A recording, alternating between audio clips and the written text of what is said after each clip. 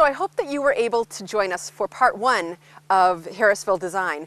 And what we did is we went down to the spinning mill and we saw how they made the yarn, and they make the yarn for either weaving or felting or knitting, crocheting. So now what we're going to do is we're going to go upstairs in the weaving center and talk to Tom Gibson. He is a weaving instructor. He's been doing it for years and years, and he's got lots of experience. So I'd like to go up there and show you a little bit about weaving. So come on and join me. Hi there, how are you? Good, how are you? Great. Yes, because we're constantly alternating. This alternates it's not because we were Put your foot there and weave that row. Okay. So we read from the dark line down, and we started at the top and we went through 4 different shots. Okay. And now it's going to tell you to repeat, and we would just continue doing it as much as we wanted to weave. And this side is loose, or is it, you don't? No, I just wasn't paying attention to what I was So doing. it, The theory, what you'd love to have happen, open it up and it looks exactly the same there as everything else. But we've got drawing. So these warp threads will tend to pull a little closer together. And so it'll be a tad funkier. You can get a lot better at it. But the first time you do it, it's not as pretty as it will be later on. So Tom, here we are upstairs in the weaving center, and we have lots of colored yarns behind us. We just saw how they make the yarns. Right. And so now we've got the yarns behind us, and now they're weaving with all of these yarns. This is just absolutely beautiful. This is a group of people who are just beginning to weave, and some other folks who've been weaving about a year, and they're just doing a little more advanced work. Right, wow, wow. So here we are today with Tom Gibson, and he is part of the New Hampshire League of Craftsmen. That's right. And you've been a weaver for, It's been my job since 1973. wow. Yeah. And teaching here as well. Since 76. Wow. Yeah. Wow. Yeah. And your specialty is Navajo blankets and what else maybe? Yeah, mostly I'm a production weaver. I do blankets, shawls, scarves, and show at the Sunapee Fair. Yep. Each summer. Nice. Yeah. And we'll see some of the works that people have completed a little bit later. But we have a lot of, like you said, beginner weavers. And I was also a beginner weaver. And we looked at my book here. 8 years ago? 8 years ago. Right. And I have a weaving loom at home. I have all of the equipment. Unfortunately, I don't have a lot of time right now, but I'm hoping someday. And I've had it in my bedroom waiting. It's just calling me. Real life intrudes on weaving. It does. It does. It does. But it's so relaxing once you get going. Just It is. throwing the It shuttle feels across. good. Oh, it does. It does. Yep. So what I'd like to do today is just take a look at what some of the weavers are doing. Sure. And you can give us a little bit of an idea of, like what some of the equipment is called and how easy it is to become a weaver, especially Okay. after taking your class. Yes, indeed. Yes. Why don't we take a look at a color blanket over here? Okay, that sounds great. Let's take a look. Okay, so what are we doing here? Judy is working on a color sampler, and we have about 20 different colors in the warp, which is the foundation on which we're going to be working. And she has woven about 60 colors. And when we take it off the loom, she's going to have, what would that be, 60 times 20, 1,200 different color interactions. Beautiful. So that she can see what's happened. And it's really nice to have access to 64 colors of yarn, which nobody has at home. Right. Yeah, so this is a bare bones introduction to learning about color. So is this her second day, or has she done this before? She has woven before. It's her second day in this class. Okay. Yep. And it's really coming out very well. And she's doing really great on the edges here. Yeah, she is. She's Yep. doing just a fine job. Basically, what she's doing is pretty straightforward. Okay, so Tom, let's just explain a little bit about what these Okay. pieces are that she's going to be using. This now. is a shuttle, and the shuttle gets thrown through the warp. The yarn is wound on a bobbin here, and we change that each inch as we change colors all the way through. Okay. By stepping on a treadle. Okay, and so the treadles are the bars that you're The on the treadles floor. are the wooden pedals that are on the floor. By stepping on different ones, we make different openings in the warp threads. And once the yarn comes through, she beats it into place, and she's ready to move on Okay. to the next one. Right, so this is called the beater. This is a beater. And these are called reeds? No, the reed is going to be hard for everybody to see. Okay. It's in the beater. Oh, that's right. Okay. These frames are called harnesses. Okay. There are 4 harnesses on this loom, and by tying up different ones to the treadles, I can lift different harnesses, which create different patterns. Right. It's actually pretty straightforward. When you hear it all at one time, it sounds massively confusing, but within about 20 minutes, you've got it. Okay, what we can do is open the next shed. The shed is the opening, and make sure I don't mess up her pattern. Beat it into place, and I'm ready for the next shed.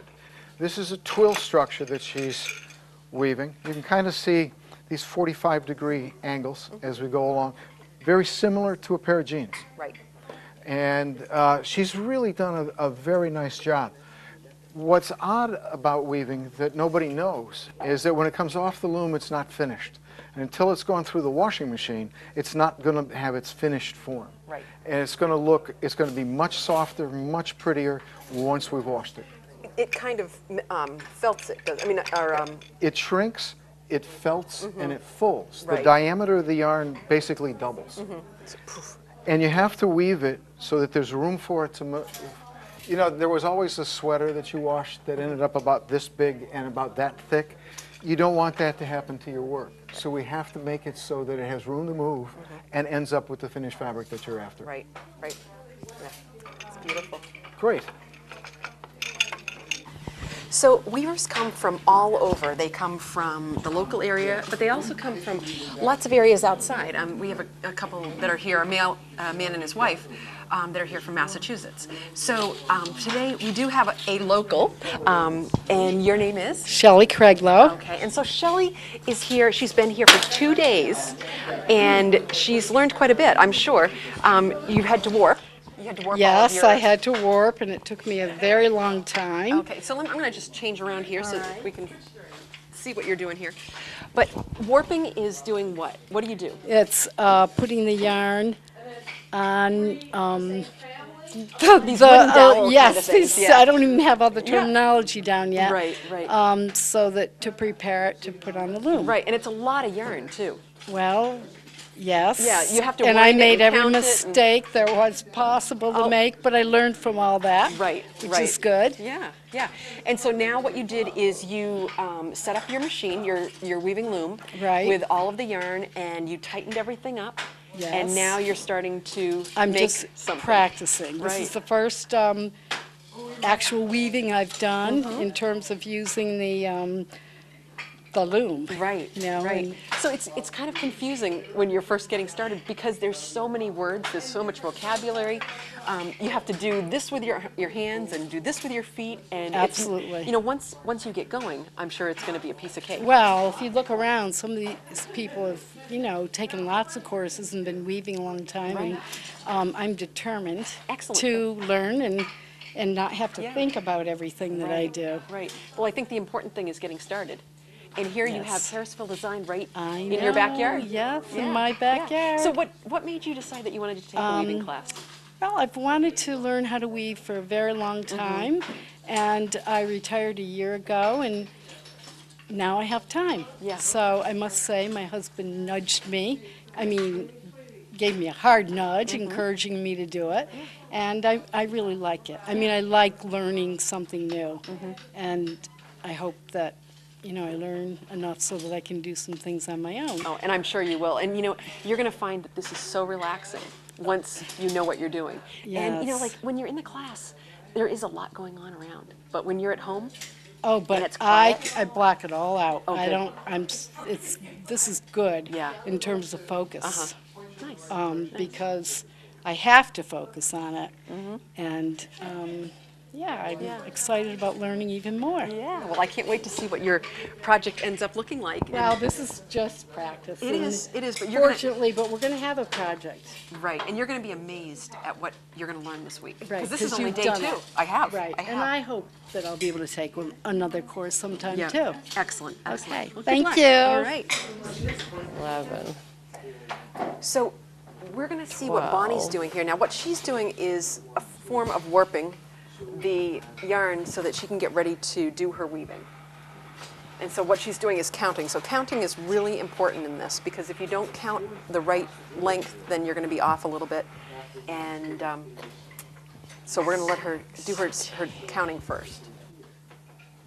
One more. 17. 18. All right, we're done that color. All right. So Bonnie, what are you going to make with this? Just a sampler. I'm doing basically just a sampler. We're going to try some different methods of making different colors interact, because I find colors very intimidating. I like blue and brown, and Yeah. So this is kind of experimental, is what this you're- is exactly Yeah. experimental. Yeah. This is something I wouldn't do at home. It's something that is much better in company. That's why you're here. Exactly right. Right. Exactly so right. you were telling me that you usually work at home by yourself. Yes. But coming to a class like this really helps you kind of blossom. Yes, it helps get the adrenaline going. It helps feed the ideas. I was out of weaving for a long time due to other things going on, and I picked it back up, and I had forgotten some of the basics, and I didn't have any idea what I wanted to do next. So I signed up for some classes, and we come in, we visit with Tom, and makes everything bloom again. Yeah, it's so amazing when you have somebody like Tom here, and all you have to do is ask him one little question, and it's a piece of cake. And all of a sudden, all of what you learned years ago comes Right. back, and it's like, okay, Yeah. now I'm good. Yeah. Now I'm yeah. good. So what's your favorite part of weaving? Do you like getting everything prepared? Do you like running the shuttle through? I really like the weaving. I have a lot of fun with warping, with getting the loom all set up. Yeah. And I find it not as difficult as some people do. Right. But I was raised with 7 brothers and sisters, so I focus really well. And that's one of the things you need, is you make yourself problems if you're not paying attention to what you're doing when you're doing it, because then you have to fix them later. Right. If you don't have to fix them later, things are much better. Yeah, and it's absolutely beautiful. You don't realize sometimes when you're weaving how beautiful it's going to come out once it's been washed and I know. it's all finished. Sometimes they're so ugly on the loom. Yeah. And then you wash them and it's like, oh, wow, Yeah, treasures. Yeah, that is it. It just makes it It's that like much presents nicer. every day. It is. So I saw you earlier and you were doing some finishing work. Yes. And you had a little apparatus that was twisting things. Fringe twister. Right. And that's another way that you can make things look a little bit nicer, a little bit more finished. You have to, Yeah. you have to, and the finishing work is the part I find the most difficult. Yeah. It's like, after I'm done weaving, Yeah. I have a girlfriend that loves detail work. I will often take, especially things that need hems. She loves doing those little tiny hand stitches. It's like, Mary, will you finish this for me? And she loves it. Yeah. I pay her in goods. Barter's good. Yes. So that's great. So what we're going to do is, we've seen a lot of the weavers today, and what we're going to do is we're going to head downstairs and see some of the finished products and some of the other things that they have for sale, because I'm sure that you're going to want to buy a few things before you leave here today. So anyway. I try not to go overboard. I know. Really do. It's hard. Very it's difficult. hard. There's so much. So we're going to head down, but thank you very much. You're most All welcome. right. Good luck. Thanks. Okay.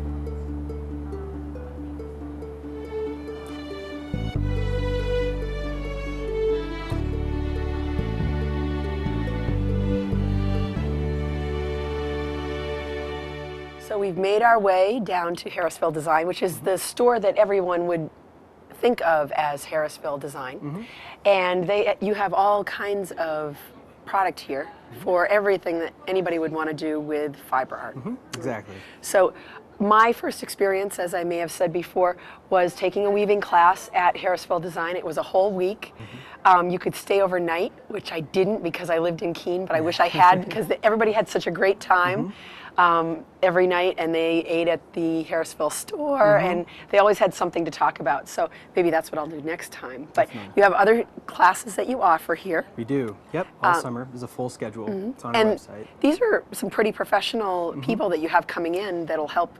Yeah, we people on try the to way. bring in as many skilled professionals that we can to give our knitters and weavers who are trying to learn the best experience possible. Right, yeah, and I can tell you mine was absolutely wonderful.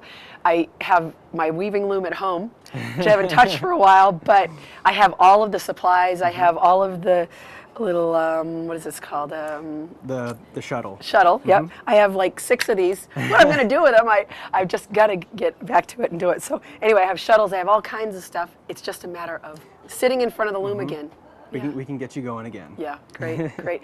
So you also have yarns and what other? You have books, products for kids to get started with this kind of thing. That's a great place to start. You know, get them going now. You are a knitter yourself. I knit as well. Yes. Yep. Learning. Yeah, yeah. It takes a while. So. Great.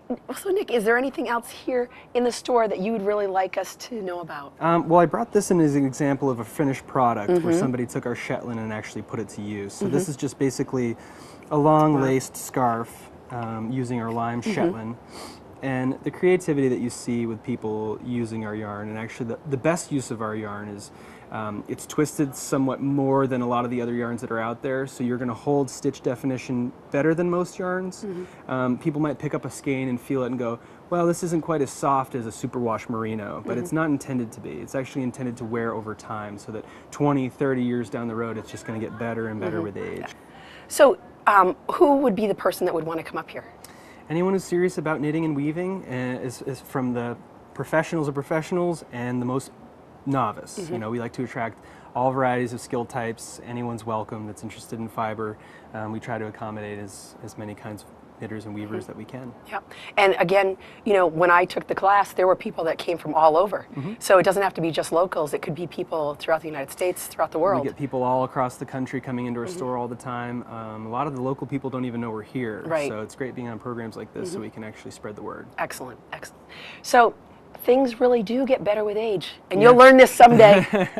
But with historic Harrisville, with the mills, they're still standing, everything's nice and strong. Weaving, you build a strong rope or yarn, and it lasts a long time. We want it to be built to last. Right, right. So here we've been in my backyard with Nick in Harrisville, New Hampshire. Please join us again in my backyard. And if you'd like to email us, you can email us at inmybackyardch8@gmail.com. And Jenna and myself will get back to you. Jenna's not here right now, but she will be soon. We will get back to you and see what your ideas are. Maybe you'll be on our show at some point in the future. All right. Thanks again, Nick. Yeah, thank you. It's been wonderful. Thank you so much. This has been a great Thanks for tour. coming by. Thank you. We'll see you in my backyard.